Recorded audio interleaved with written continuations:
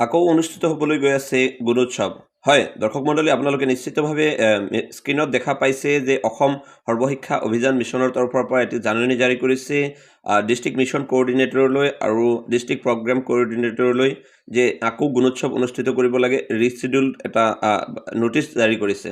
তো ইয়াৰে এইখিনিতে ক'ব বিচাৰিছোঁ যে 2022 চনত বিভিন্ন জিলাত, অসমৰ বিভিন্ন জিলাত গুণোৎসৱ অনুষ্ঠিত হোৱাৰ কথা আছিলে যদিও বিভিন্ন প্ৰাকৃতিক দুৰ্যোগ বা অন্যান্য কাৰণত হাইলাকান্দি, হোজাই, দক্ষিণ শালমাৰা, মানকাছাৰ, কাছাৰ, ডিমা হাছাও আদি জিলাৰ লগতে বৰপেটা, মৰিগাঁও, কামৰূপ, লখিমপুৰ জিলাৰ কিছুসংখ্যক বিদ্যালয়ত গুণোৎসৱ অনুষ্ঠিত কৰিব পৰা হোৱা নাছিল।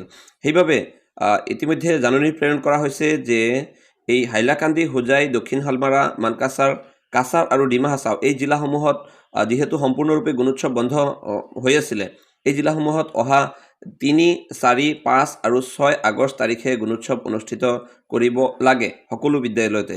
আৰু ইয়াৰে 3 আগষ্ট তাৰিখে হ'ব স্বমূল্যায়ন বিদ্যালয়ত আৰু 4, 5 আৰু 6 আগষ্ট তাৰিখে হ'ব বহিৰ্মূল্যায়ন। তাৰ উপৰিও ইতিমধ্যে কোৱা হৈছে যে বৰপেটা, মৰিগাঁও, কামৰূপ আৰু লখিমপুৰ জিলাৰ কিছুসংখ্যক বিদ্যালয়ত গুণোৎসৱ অনুষ্ঠিত কৰিব পৰা হোৱা নাছিলে, সেইবিলাকতো গুণোৎসৱ অনুষ্ঠিত কৰাৰ কাৰণে নিৰ্দেশনা দিয়া হৈছে।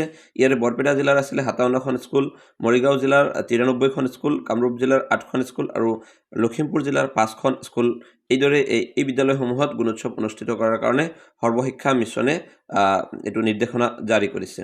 তো আশা কৰিছোঁ এই বাকী ৰৈ যোৱা গুণোৎসৱখিনি সুচাৰুৰূপে অনুষ্ঠিত হ'ব। এইখিনিতে আমাৰ কৰ্তৃপক্ষক অনুৰোধ জনাব বিচাৰিছোঁ যে আগন্তুক বৰ্ষত যেতিয়া গুণোৎসৱ পাতে কেতিয়াও যাতে তেনেকুৱা বাৰিষা কালত গুণোৎসৱ অনুষ্ঠিত কৰা নহয়, যাতে খৰালি কালতে গুণোৎসৱবিলাকৰ সম্পূৰ্ণ কাৰ্যসূচী সমাপন কৰা হয়, তাৰ কাৰণে অনুৰোধ জনাই এই ভিডিঅ' সামৰিছোঁ। ধন্যবাদ।